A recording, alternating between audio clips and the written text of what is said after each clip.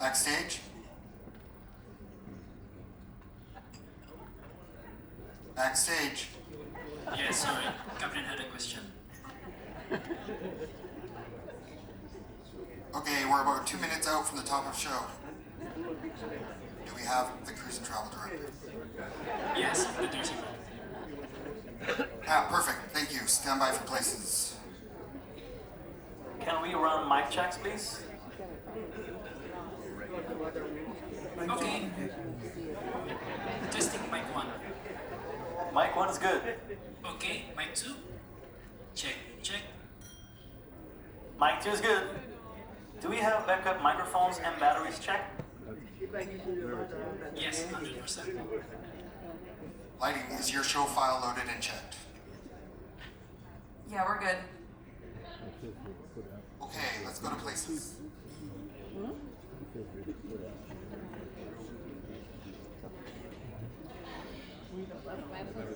Lighting, can we have house to half, please? Alright, lighting Q1. Stand by for video. The CTD is moving. Right, we've got the stage. Hi guys, how's it going? Hi everyone. Oh, I see that we have our priorities straight, right? Cheers to you, my friends. Well, I think we are ready.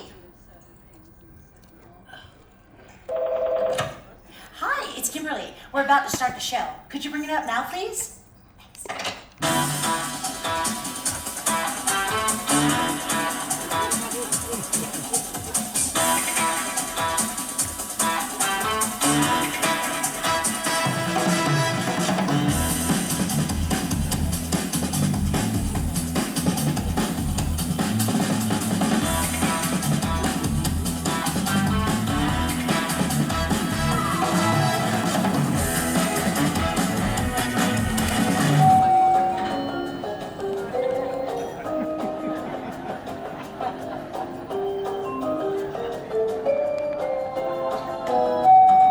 Deck 3, Promenade Deck.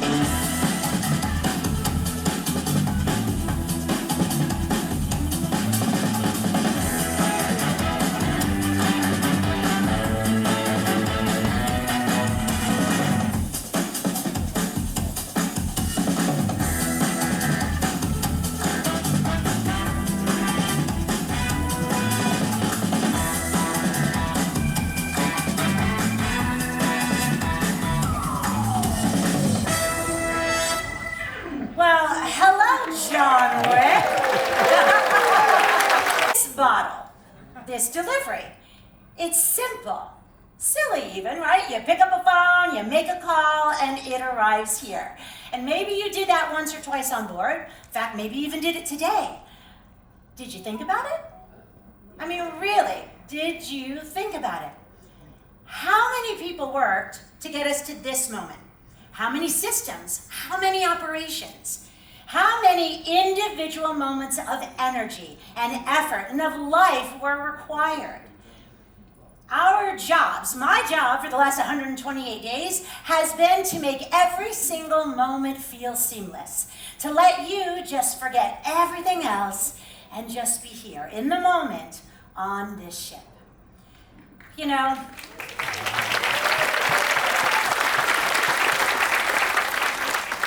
this ship feels like a lot of things, right? Sometimes it's a restaurant. Sometimes it is a performing arts center. Sometimes it is a hotel, it is a spa, it is a place to stroll, and sometimes it's a place to learn something new or to meet someone unexpected. So in other words, it is more than just a ship. It is a city. And it is a city that now looks a whole lot more like a ship. So today I'm going to show you how every single time you turn on the lights, or your shower, or you woke up in a new port, or even ate a delicious bite, was the work of hundreds of people who called this ship their home. Today, I'm going to reintroduce you to this ship through a new set of eyes, to show you that this is more than a ship. It is our home. It is our city on the sea. This is my city. Welcome to my home. This is my city. Welcome to my home. This is my city. This is my city. Welcome to my home. Welcome to my home. Welcome to my home.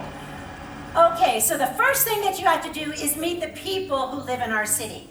And if you haven't noticed it already, we at Holland America Line are a pretty international group. My name is Roman Zuzin.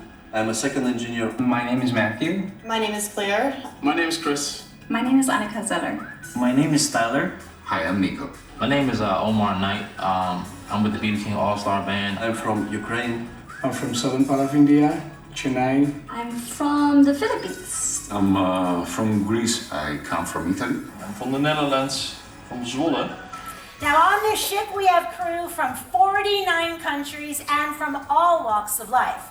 We are Indonesian, we are Thai, we are Filipino, British, Canadian, Indian, American, Ukrainian, Spanish, South African, Filipino, Croatian, and of course Dutch. And we know that you come from all over the world as well. You know, about 44 to 57 nationalities depending on the ship. It's a complete immersion of experiences. You are, you are exposed to cultures, customs, languages, which is unparalleled in any industry in the world. The gentleman who's working on board was my cabin mate in 2001. So we're meeting after a good 20 years. We caught up, we couldn't stop talking. And his wife is on board as well, they work as a couple. So she said, okay, I'll come back in half an hour, 40 minutes when you have done your bromance. It was a good experience. Now that's Amrish, and I had the pleasure of sailing with him on my very first contract, and with his bright spirit and his smile like you saw, he really helped me very quickly adjust to this very unique world of ship life. So yes, this ship is a place where all of our stories come together. And today, we're gonna hear about best friends, we're going to hear about people who fell in love. We're going to hear about family legacies. And we'll hear about dreams that come true. And you're going to get to know the people that live and work right here on this ship. But before any of us can call this ship home, it takes the work of countless more people to make that happen. So to tell us how all of this happens, please welcome your lead host, Thomas. 5 years before a single guest steps onto the ship, thousands of people all over the world start working, designing, and planning every single space on board the ship, from the biggest thing, like how many decks, to the smallest detail, what lighting fixtures to pick. And when the plans are drawn, we head to Italy, and specifically to the Palermo shipyard just outside of the north shore of Sicily. It is one of the many shipyards of the Fincantieri, one of Europe's largest shipbuilders. But we're in Palermo for a good reason. Palermo is where the very first piece of our newest ship, Rotterdam, was built. And we'll use Rotterdam as a way of explaining how all of this works. So if you ever build a Lego set or a model airplane, you basically have an idea how ships are built. 3 years before the ship was dedicated, the first sheet of steel is cut. That steel becomes part of the building blocks of the ship itself. Next time you're ashore, take a look at the back of the ship. Do you see those seams? Each one of those seams is a building block that was built in a shipyard somewhere in Italy. The blocks are then put on barges and brought here. The Marghera shipyard, just outside of Venice. That's where the ship is assembled. Giant cranes move huge sections of ship, placing one on top of the other. And then, when they're all joined together, it's all unbelievably precise down to the millimeter, until the ship itself starts to take shape. But that's just the outside. The staterooms are built in a factory and delivered separately. I know. Each stateroom is its own box that is slotted in, like a dollhouse. But a dollhouse with the instructions that say, some assembly required. Wouldn't it be nice if they came with the bath fully made? Yes. Right? Art is hung and carpet is laid. 5 years after we decide to press go, our city is built. But it's not enough just to have the ship.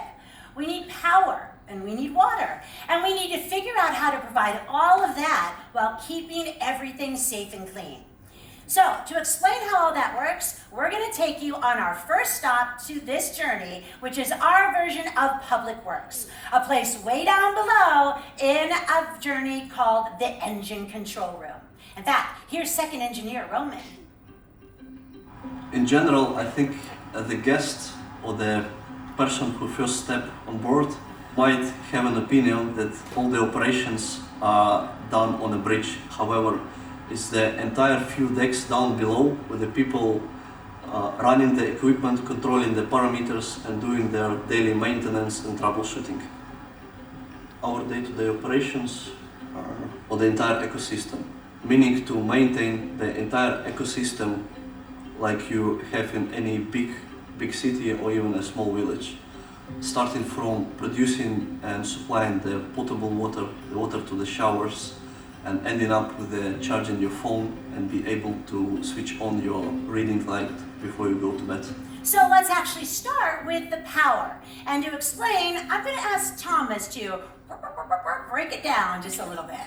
Break it down? Yes. On land, you plug into an outlet and you're connecting to a grid that is fed by a power plant, right? Right. At home, you might get your power from coal plants, or maybe hydroelectric, or wind, or solar. That's how it is in the cities, right? Well, it's basically the same here. We always compare the cruise ships with the cities, but the only major difference with the city will be that we still moving. We're moving on a daily basis. So we have 4 diesel engines. They are MAK Caterpillar engines, producing around 12.6 megawatts, so that's around 15,000 horsepower. They drive generators. These generators drive a switchboard, and from there we distribute electrical power throughout the ship. Of course, we have air conditioning, and we have hotel that has to have electricity, but also our propulsion system is an electrical system. That's Stefan. He's a chief engineer, and what he said is important.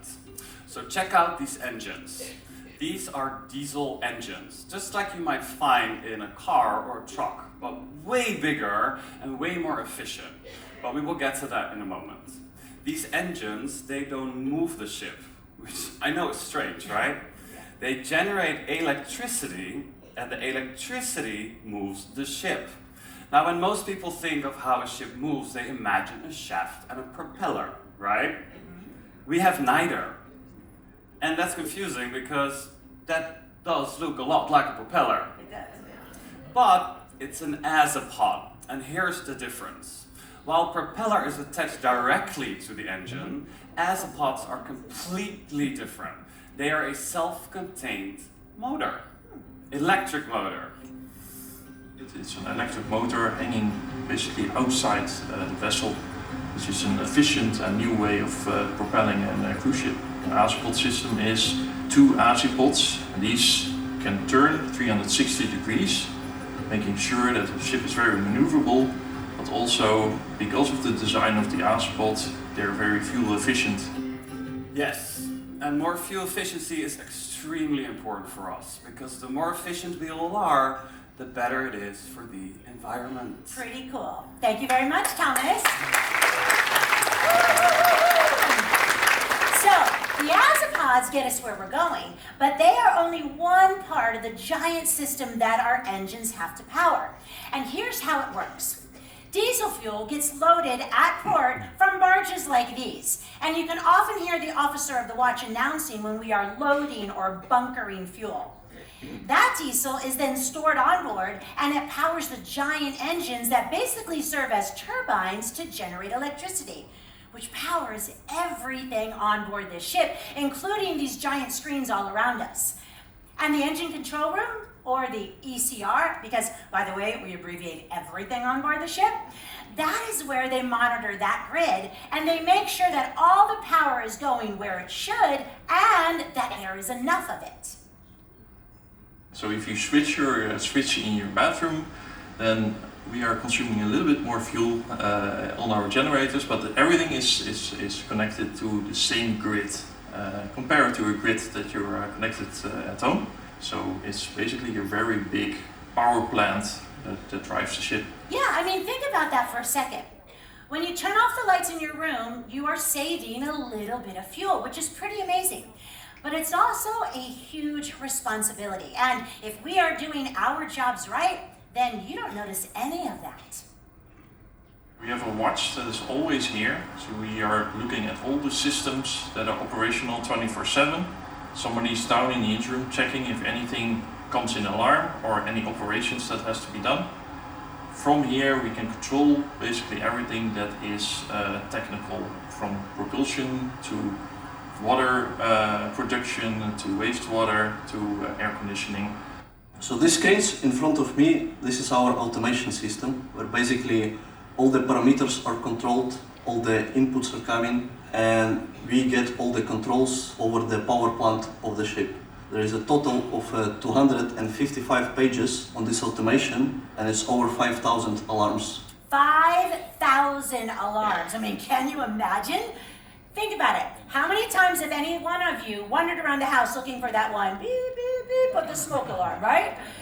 Well, our engineers have to be aware of 5,000 different alarms, all of which means something different. And as one of our engineers told us, not every alarm is something that needs action, but every alarm does require attention. So the engine control room is the power plant for our city, but it's also something else. So we produce our own water, and we use evaporators and then reverse osmosis, and this will be probably the best water you ever drink, because we make it from the ocean water when we're way out at sea, so the quality is very high. That's right. When you're in your stateroom and you turn on your tap, that water isn't just from some random tank that we fill at port. We are actually making water.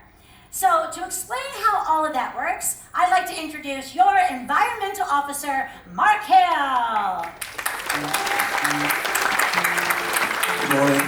Good morning, Mark. How are you? I'm very well. So, Mark, I think that the evaporators are pretty amazing. Can you explain to everyone how they actually work? Yes, I can. Okay, so the engines, they create heat.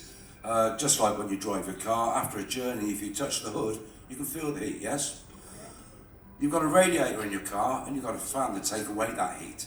But on board ship is slightly different. We use that heat for many things. One of those things is making fresh water. So describe how that process actually works. Okay, so our evaporators will draw in fresh seawater and we heat it up until it evaporates. It turns to steam. We then collect that steam and we cool it, and that is our water. So when you think about all of that, and you think about that steam, and you think about all the salt water that's left behind, now you understand how we're able to boil all that pasta in Canaletto, right? All right, sorry, Mark, just kidding. We actually send that water back to the sea where it came from, but that new water, it's not quite ready to drink yet, right? What happens next? Okay, so the water that we've made in the evaporator has absolutely nothing in it, no minerals, so you can't drink it. It's pure water. So we put it through a system, it goes through a filter, we add certain minerals for public health reasons, we add a little bit of chlorine, and then we put it in a tank ready for you to turn on your faucet. Yeah, pretty interesting, right? And when we think about the water that we're drinking on board, you have to know that it was made by our engines, but that is not the only part. I mean, think about your car, like what Mark said. Where else does the heat escape? In your tailpipe, right? Well, we use that heat to make steam that heats the water in your shower, in your faucet, to get hot water in the laundry, and for so many other purposes on board the ship.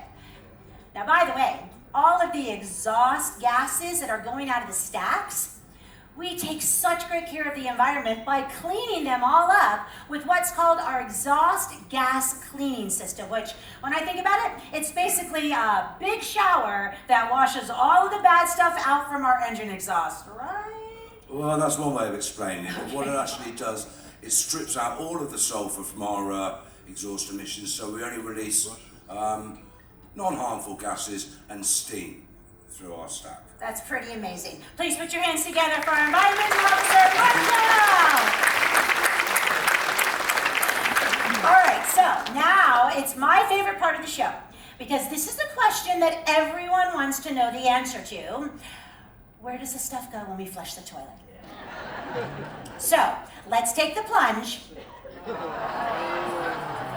And let's talk about the toilets, okay? First of all, we're going to talk about why, oh why, are they so loud? Yeah? So, at home, your standard toilet uses about 1.5 gallons of water per flush, which is almost 6 liters of water. But on board, we use vacuum toilets, like they have on airplanes. And the reason is really pretty simple. Our toilets use, on average, 1 liter of water per use. And if you don't think that makes a huge difference, then we need to talk about what that looks like across the entirety of one single day at sea. And sorry in advance, this may get a little personal. Okay, on average, people flush the toilet 7 times a day. And there are about 3,000 people on board our ship right now. So that would be 21,000 flushes. Now, you do the math. If we were to use regular toilets, that would take about 126,000 liters of water, or about 32,000 gallons. Now, that is roughly the amount of water it takes to fill 2 of our pools on the Lido deck. But by using suction toilets, that means we only use a few hot tubs worth of water. So not bad, right? Oh, and that's the only time I want any of you thinking about the hot tub and the toilet at the same time. Okay? Now, when you flush, do you think that water just goes right out into the sea? No, not a chance. Because way below anywhere that you would be, we have a sewage treatment plant that's powered by the heat and electricity that is generated by our engines. And that treatment plant removes all of the impurities and dangerous parts of the sewage, and it compacts them down to fit into these tiny orange buckets, and then releases only the clean water out into the sea. And then right next door, it's the other crown jewel of our waste management system. We have an onboard recycling center. Everything that you use or consume at some point in time comes through here. We will go through paper and cardboard, which has to be shredded and compacted to be reused later. We go through plastic and glass and even food. Yeah, food. Because we have what are called food digesters. And these little babies do exactly what they sound like. Any leftover food is brought down here like little Pac-Men. These digesters turn it into water and solids that are a fraction of the original size. So the clean water goes out to sea, the solid gets offloaded at port. It's really as easy as pie. And it is an amazing system.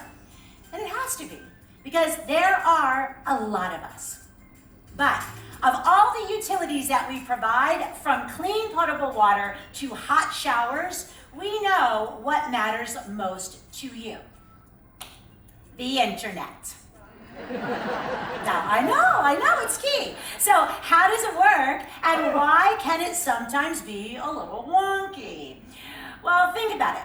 Back home, your internet is relatively simple, but here, in the middle of the ocean, it's just one of the many miracles that we have to try to provide. And let's not underestimate the miracle part of all of this. So let's just say you're out at sea on a day like today and you want to send an email to a friend back home telling them about this incredible show you just watched about life on board the ship. Well, at home, you don't even think about, do you? Right? But here on board, it is so complicated. So I want to introduce you to Giannis, one of our senior IT officers, and he is going to explain how the internet works. When any user, guest or crew has a device and they use our onboard navigator system, they are routed through our wireless access points into the backbone of the network. And if you look carefully, you can see these little access points in the ceilings. They're really like your Wi-Fi routers at home. From there, it will send the data to the antenna to the satellite above the Earth, the satellite down to an Earth station somewhere in the planet. This Earth station will deliver this data and then back to the satellite, back to the ship, back to our firewall, all the way back to the user. The average speed of data all the way there and back on the ship is about 650 milliseconds. Yeah, but since the installation of Starlink, that entire journey from your device up to the satellite and back is even faster. We've reduced that data transfer time from 650 milliseconds to 100 milliseconds.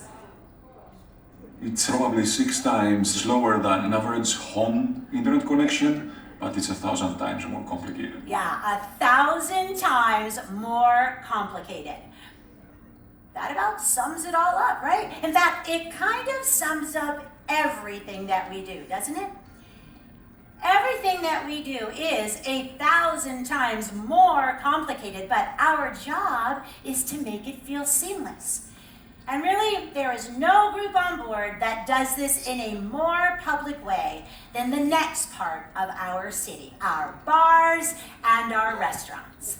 So, right now on the ship, we have 1,064 guests on board, and there are 769 crew. And all of us have to be fed, which is a Herculean task, no joke. So the person behind that task, the person that keeps our plates full in every sense of the word, is none other than the big panda himself, Executive Chef Neil.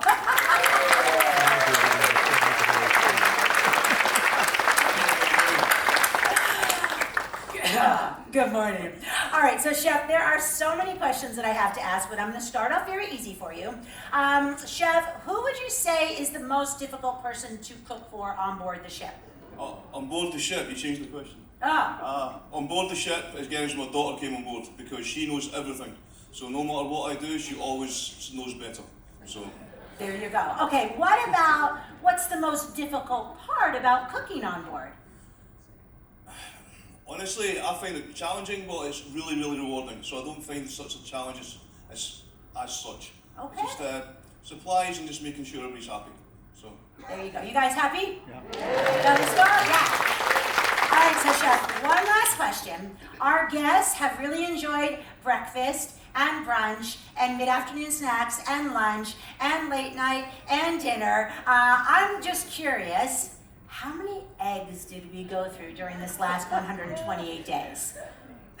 So this voyage we went through so far 32,794 packets of milk, 4,763 kilos of lettuce, 4,726 kilos of bacon, and 368,640 eggs, but we only have 2 chickens on board, so we're very busy.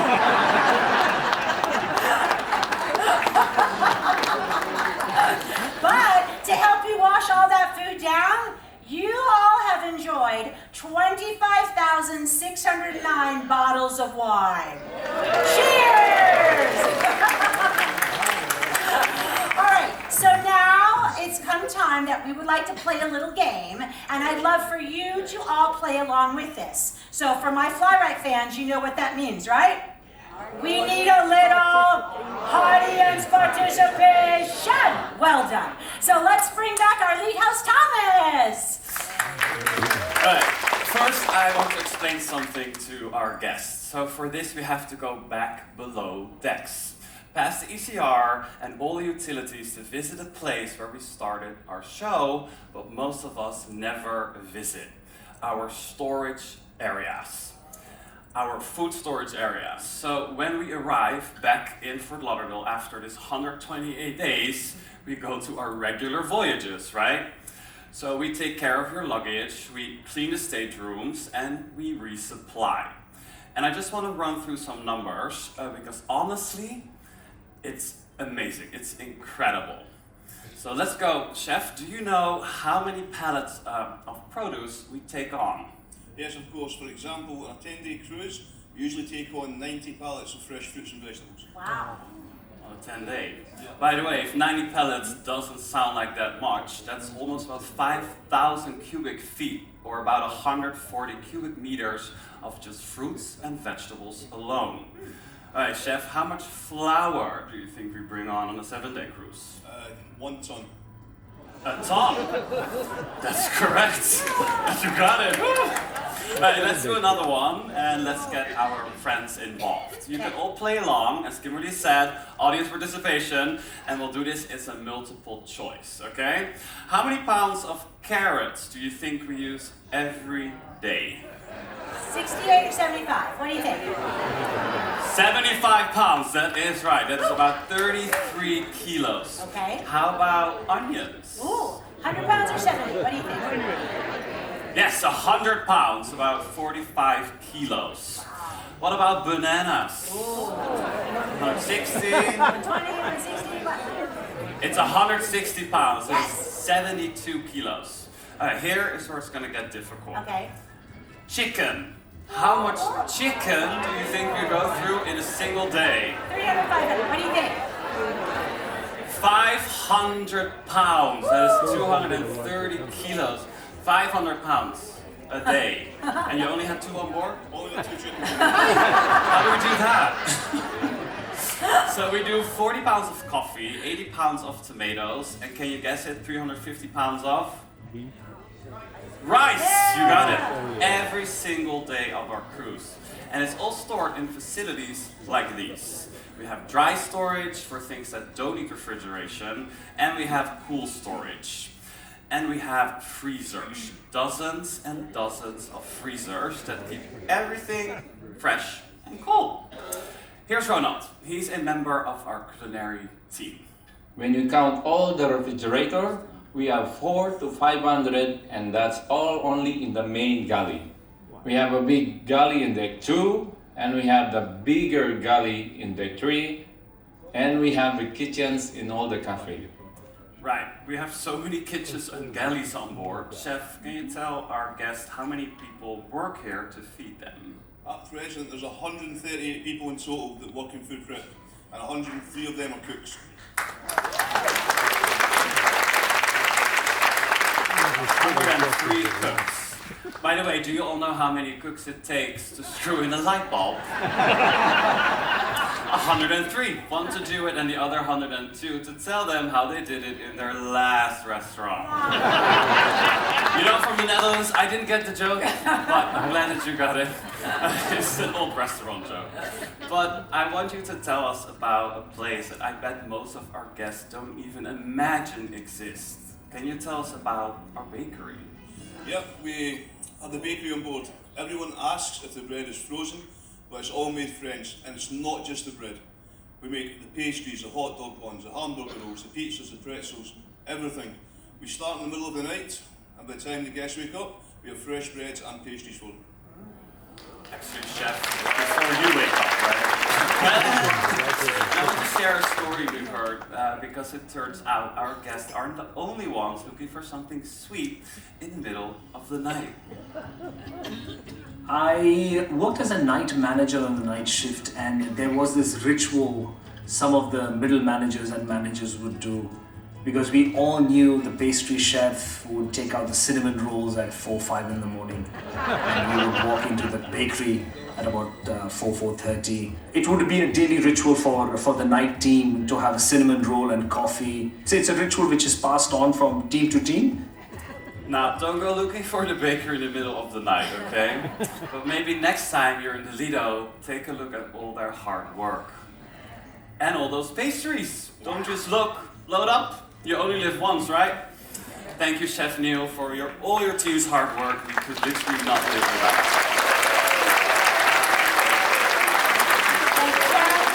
Thank you, Thomas. All right, so all of that food.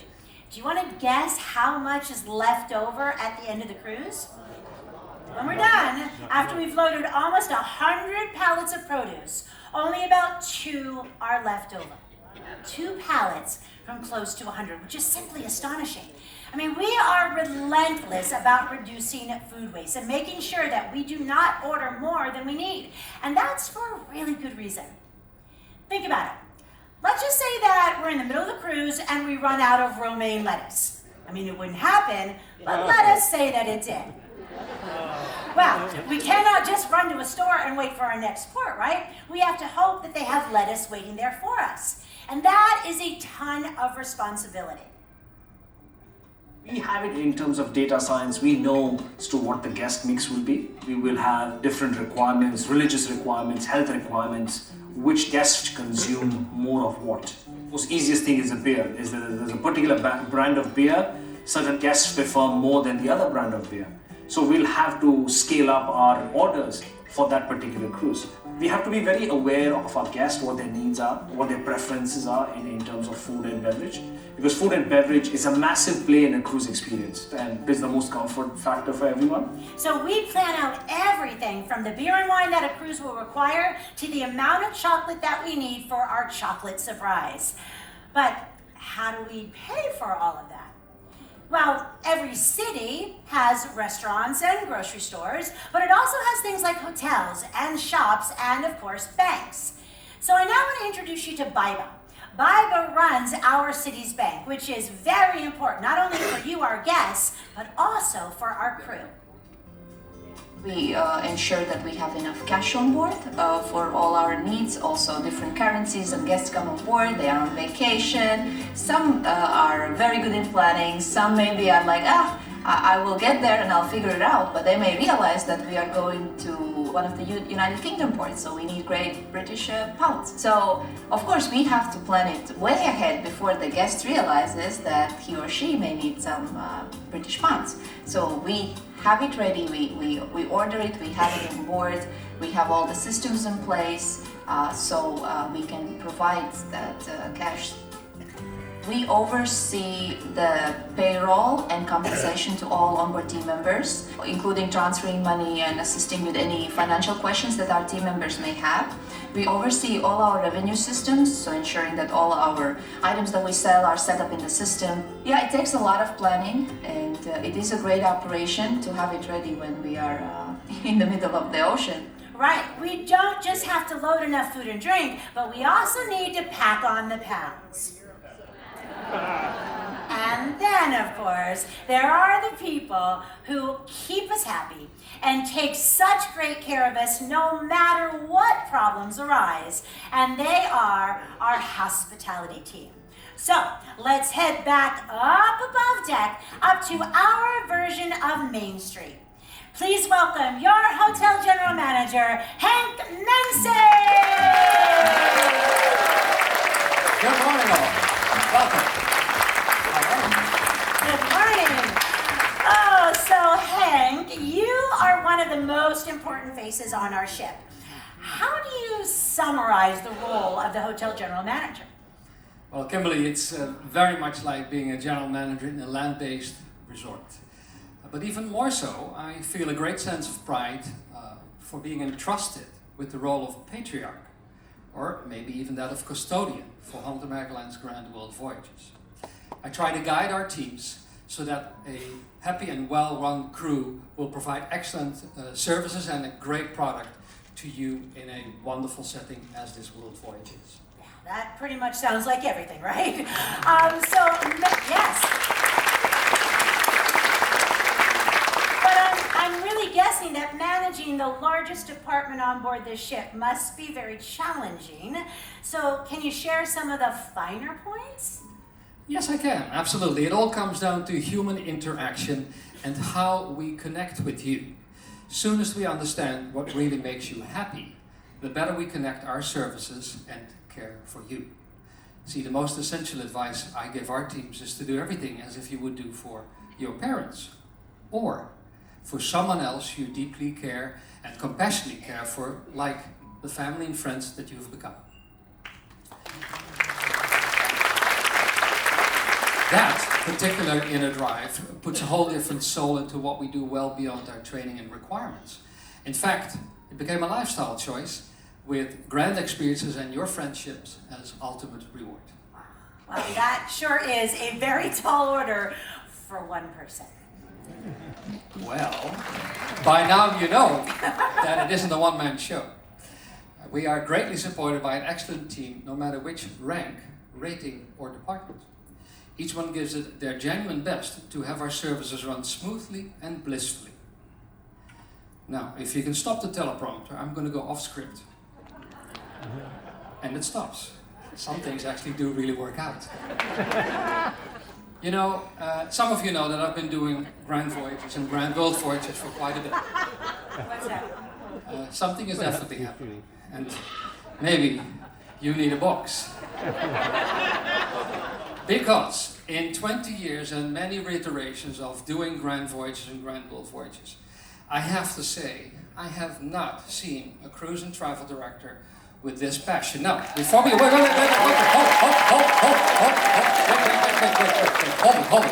it.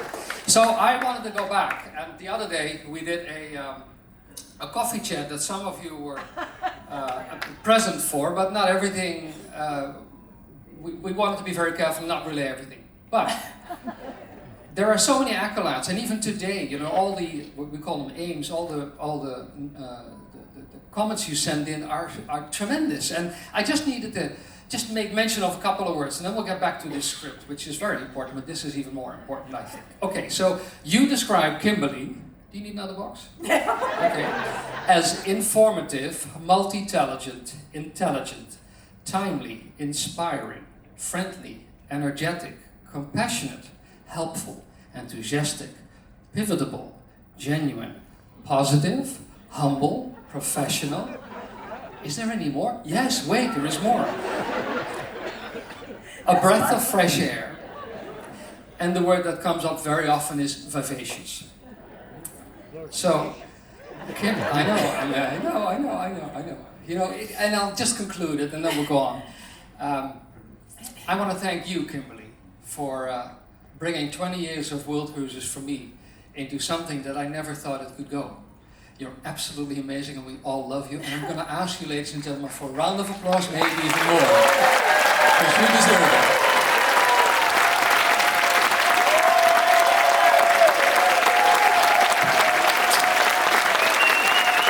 Bring the house lights up, guys. Bring the house lights up.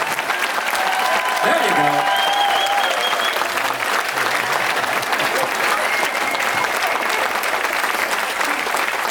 I have 4 boxes prepared. Give me a little one. Take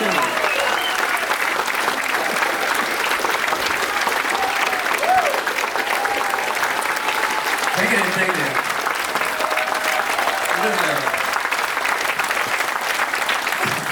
That's gonna mess it up big time, doesn't it? So thank you.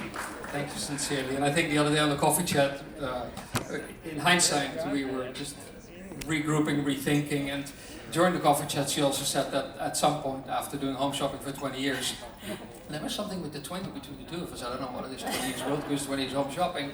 It finally all comes together, the recognition is in. The recognition we gave the other day was not enough, and I wanted to make sure you got it done here. And not only done, but rightfully so deserved. Okay, thank you.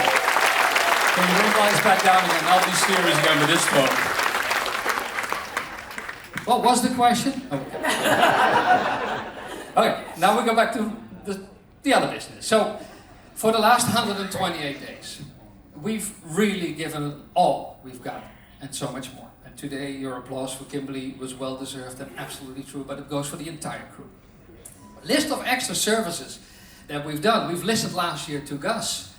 You've listened, you spoke, we listened, and we did something with it. And significant, list of extra services that we've added. We've added extra events, extra activities, extra programs, extra ports of call, extra entertainment, extra culinary experiences. And all of that is more than grand. And in this day and age, it is quite exceptional to pull that much stuff off in such a short period of time with such a quick turnaround. Thank you. So listen, we're family, we're friends, right? So in a few days, you'll be out there again. A big wide world on your own, away from our genuine care and comfort in this safe haven and protected world that we all love, right? Our teams certainly hope that you will remember and appreciate this exceptional experience in your own grand way and reflect that likewise in your satisfaction survey.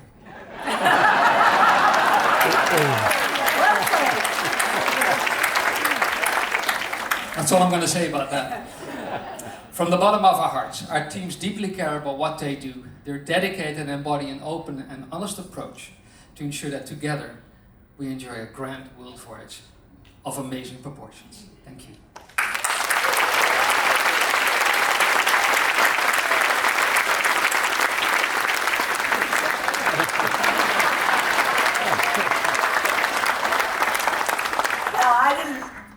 expect any of that.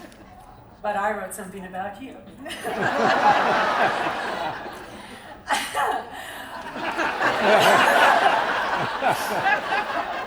So, first of all, I have to say thank you, because all of those great things that you talked about, none of them would have been great without you.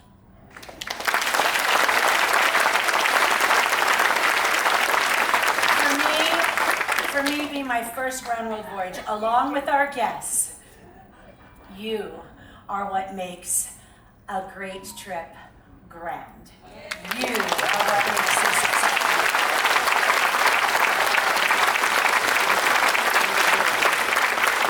And when I joined this company 2 years ago, and I told my boss my plans for the future, and I said, I want the world cruise. You have made my dreams come true. I want to thank you for your dedication to our entire team and to our guests. I want to thank you for your honesty. I want to thank you for getting my wacky personality and weird things at 4 a.m. when I text you. I truly believe that I am a better woman because of you.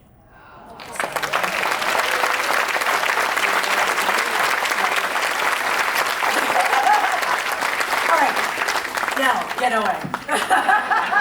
All right, so your hotel general manager, thank you, everybody.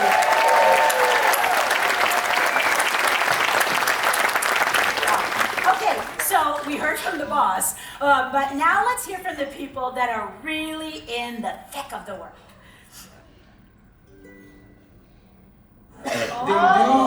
Aside from their key cards, aside from their key cards and their phones, jackets. Oh, jackets are good one. Reading glasses. Yes. Somebody lost their teeth, and somebody's looking for it, and he was like, "Have you seen my Your teeth?"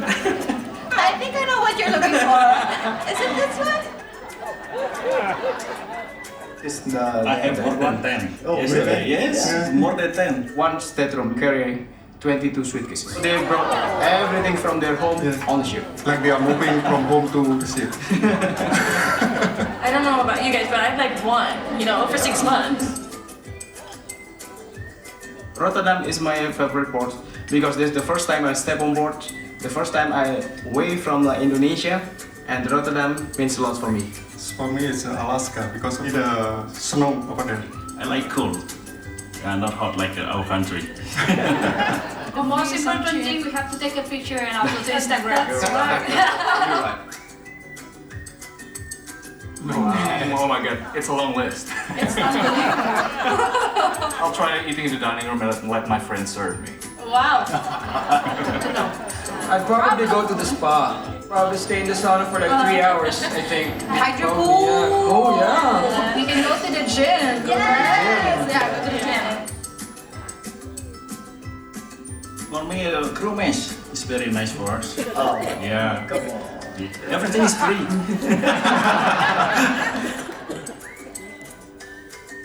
See a call, a 911 call, and then the guest is like, I have an emergency, my silver medal is missing. Is this a life and death situation? We were doing this Antarctica cruise before, and then this guest came to the desk very frustrated, and he was like, I want to know what kind of dolphin is that? I want to know what kind of penguin is that? Tell me, what is the name of the penguin? And I was like,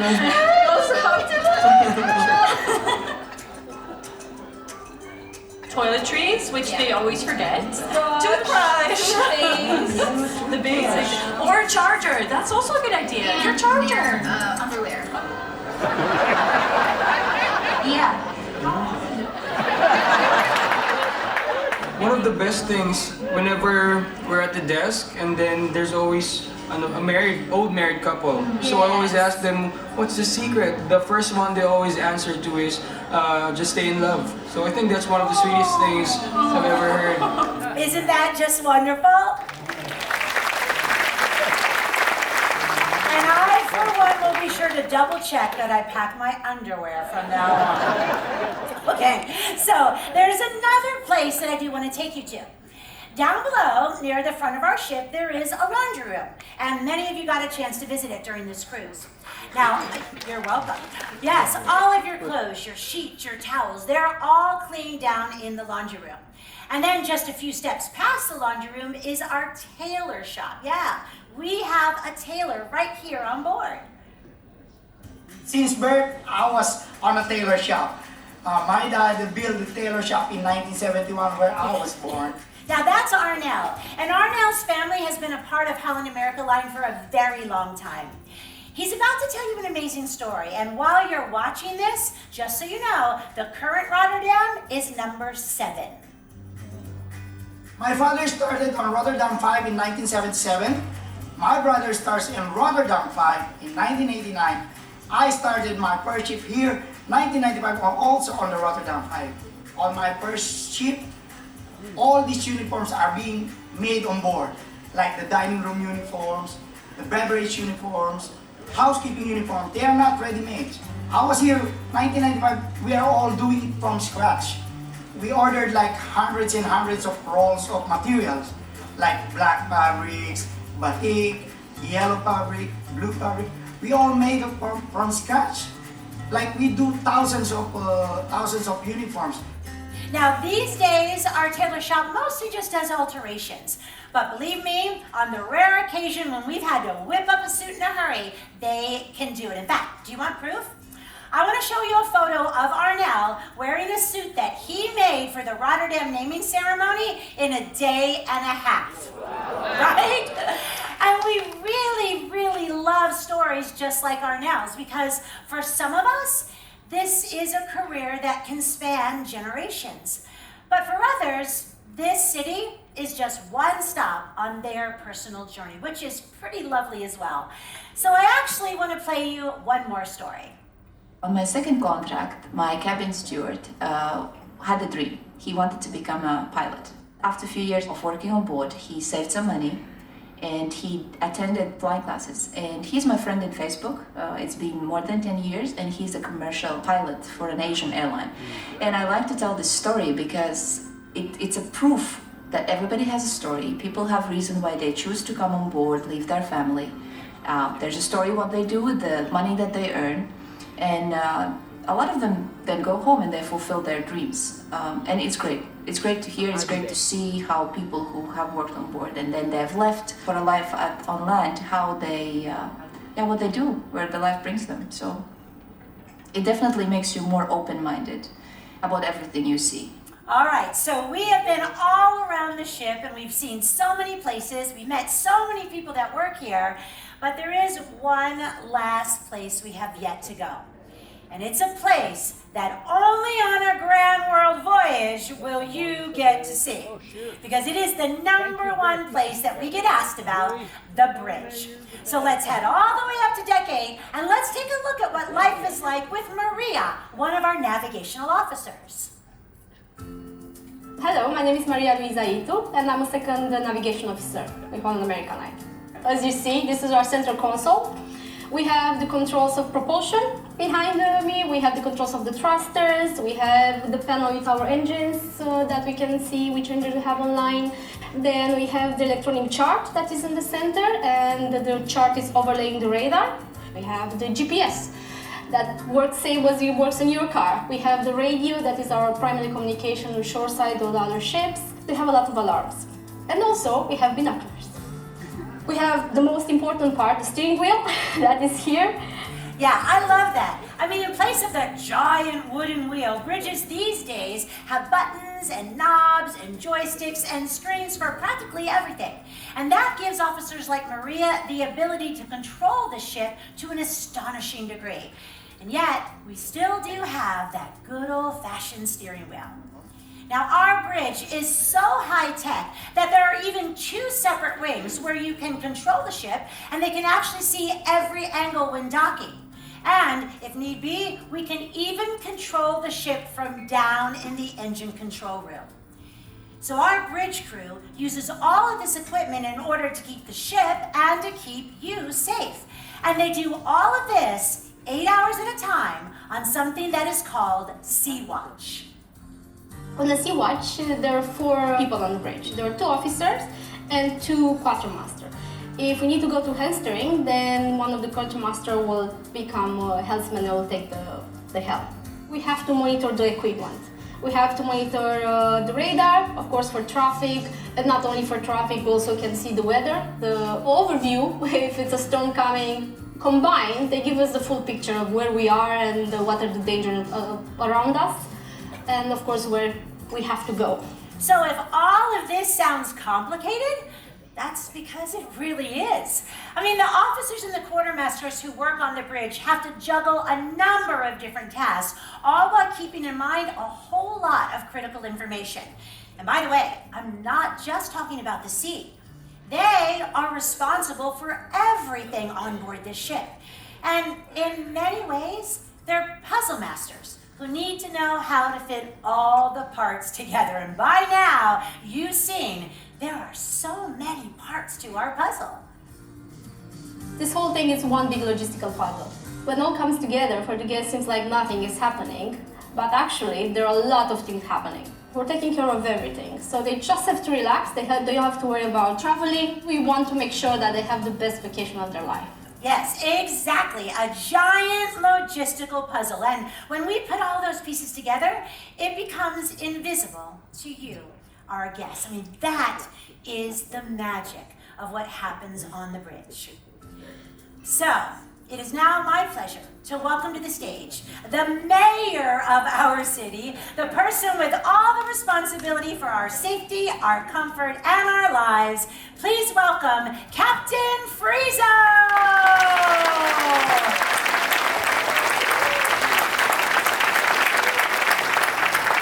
Thank you, Kimberly. Oh, well, Captain, you have heard all of these stories, and you really know all of these people. So, is there anything else that you would like to add? Yeah, we hope it is very apparent that for our team members, this ship is more than just a place to work. It is a place where we live, and work, and call home. We all spend time on board the Zuiderdam in the city on the sea in close quarters, for months at a time, away from home and our loved ones, building friendships along the way and strengthening our community. When you step on board the Zuiderdam as a passenger, you step into our world as our guest and therefore become part of our community. On behalf of the entire team, I want to thank you for choosing to spend time with us sailing around the world, exploring and creating wonderful new memories. It has been our pleasure.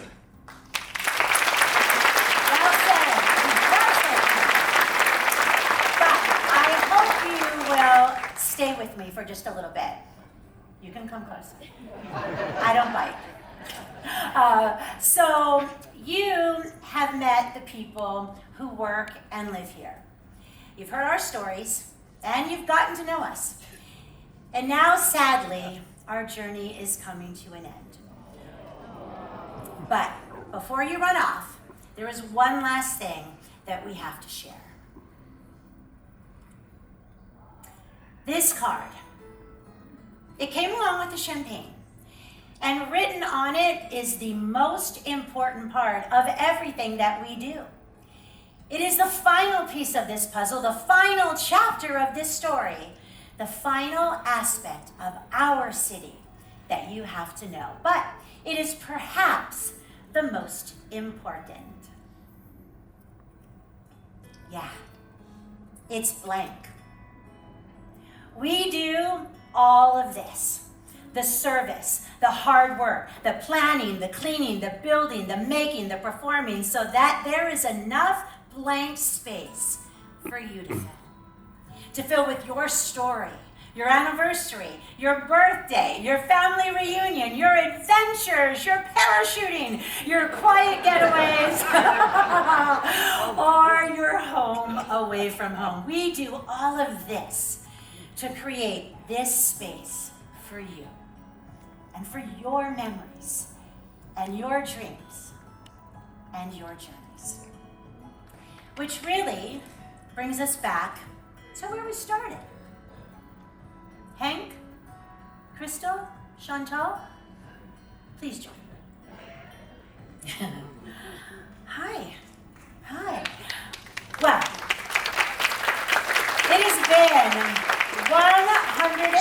98 glorious days together, my friends. We have visited 44 ports. We've traveled along the famed Amazon River. We've swam with bottlenose pink dolphins, and we've watched majestic humpback whales breach. We have marveled at temples and pagodas. We've enjoyed spotting the Big Five. Many of you experienced the splendor of the Taj Mahal, while we all transited one of the modern wonders of the world. And as we traveled, I called the bridge at 12:25 this morning to ask the question. 37,809 nautical miles together. Woo! You also very generously donated to those less fortunate. All the while enjoying fun fairs and glamp outs and Super Bowl and Mardi Gras and nights of music and Great Gatsby and Sparty parties. From the elegance of the Zuiderdam Ball to the tomfoolery of April Fool's Day costume parties, we caught sunrise morning rainbows alongside musical sailaways and beautiful sunsets. And we could not be more thrilled that you chose Zuiderdam to be your floating home away from home. It truly has been one heck of a grand adventure. Now, over the course of the last year and years, and the past 3 Grand World Voyages, as Hank was alluding to, our team, led by Hank, and Holland American Line President Gus Antorsha, really listened to your comments. And we addressed each and every one of them in order to elevate your journey and experience a Grand World Voyage that has truly been unlike another. In addition to all that was already offered, you asked for more decorated theme parties and dining room dinners, and we gave you over 90 of them. Check. You asked for more sailaways with themed food, drinks, and music. Check. You asked for pop-up dining experiences in our specialty restaurants. You asked for printed port maps, daily news digests, informative port talks. You asked for guest performers and presenters to enhance the regions, like Oi Brazil, Japanese artists, Shades of Africa, and of course, who can forget the fly rides, right? You asked for ballroom dance instructors and guest chefs cooking local dishes, and we took your wishes to heart. And we have more than delivered, and we've delivered it all in a very holistic, a very well-balanced, and an honest fashion. We are so proud to be back creating magical moments and memories just for you. We have gone above and beyond, and thanks to your candor and your hundreds of positive comments that you've shared, we believe we've exceeded your expectations.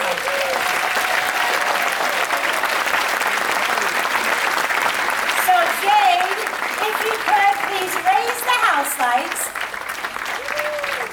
and raise a glass. Dear friends, on behalf of Captain Friezo, Chantal, Hank, Crystal, as we say farewell, the memories that we have made together will hold a very special place in all of our hearts.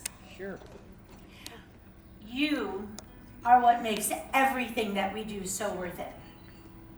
Your kindness, your generosity, your passion, your smiles, your high fives, and your dancing on the gangway. You have brought this Zuiderdam team so much joy. I've heard it said that we all take different paths in life, but no matter where we go, we will take a little of each other everywhere. So until we meet again on another damn ship, thank you for being the best part of our ever-growing Holland America Line family. Cheers. And so, from all of us, the crew, the officers that you have from today, the people you've met during this journey, our chefs, our waiters, the stateroom attendants, the beverage team, spa, the travel director that you did before, and all those others that we are enjoying. We want to thank you so much for sailing with us on this Grand World Voyage, and we